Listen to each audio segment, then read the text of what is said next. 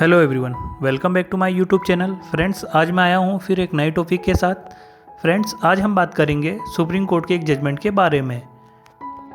Friends, supreme court ने सोमवार को यह फैसला सुनाया है कि दिव्यांग व्यक्ति को भी पदोन्नति में आरक्षण का अधिकार है। फ्रेंड्स, इस मामले में जस्टिस संजय किशन कौल और जस्टिस आर सुभाष रेड्डी की दो न्यायाधीशों की पीठ ने केरल उच्च न्यायालय केरल राज्य बनाम लिज़मा जोसेफ के फैसले के खिलाफ केरल राज्य द्वारा एक दायर अपील को खारिज कर दिया और सुप्रीम कोर्ट ने यह कहा कि उच्च न्यायालय का फैसला कल्याणकारी है और इसमें किसी प्रकार के हस्तक्षेप नहीं किया जाना चाहिए।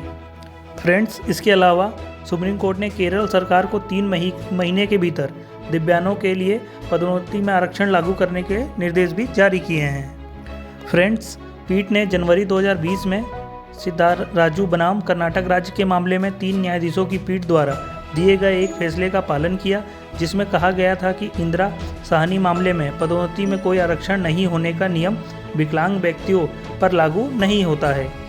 सिद्धाराजू में justice RF Nariman, justice V Ramasubramaniam और जस्टिस अनिरुद्ध बोस की एक पीठ संदर्भ पर विचार कर रही थी, जिसमें राजीव कुमार गुप्ता और अन्य बनाम भारत संघ और अन्य के मामले में यह एक जजमेंट पास हुआ था।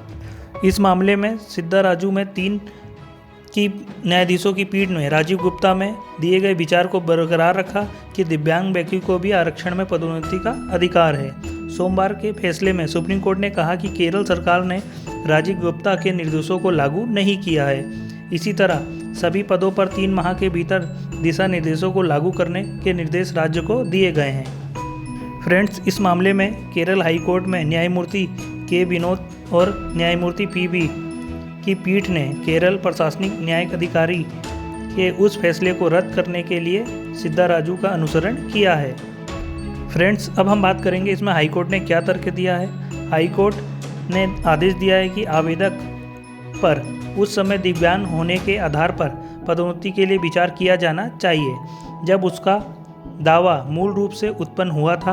इस तरह के आरक्षण हकदार होने व अन्य शारीरिक रूप से दिव्यांग उम्मीदवारों के संदर्भ में उसकी वरिष्ठता के अधीन उसे भी पदोन्नति का कुल लाभ उसी तारीख से दिया जाना चाहिए जिस तारीख से वह हकदार पाई जाती है। यदि याचिकाकर्ता सेवानिवृत्त नहीं हुई तो उसे आज से 1 महीने के भीतर पदोन्नति दी जाएगी और उसके सभी मौद्रिक लाभ भी उस तारीख से मिलेंगे।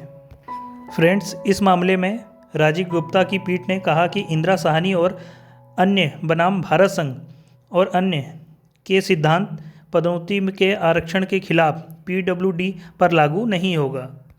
फ्रेंड्स, अब बात साफ है कि किसी भी विभाग में अगर कोई हैंडीकैप है तो उसको आरक्षण का अधिकार है और वह आरक्षण उसको भर्ती के समय से लेकर पदोन्नति तक मिलेगा।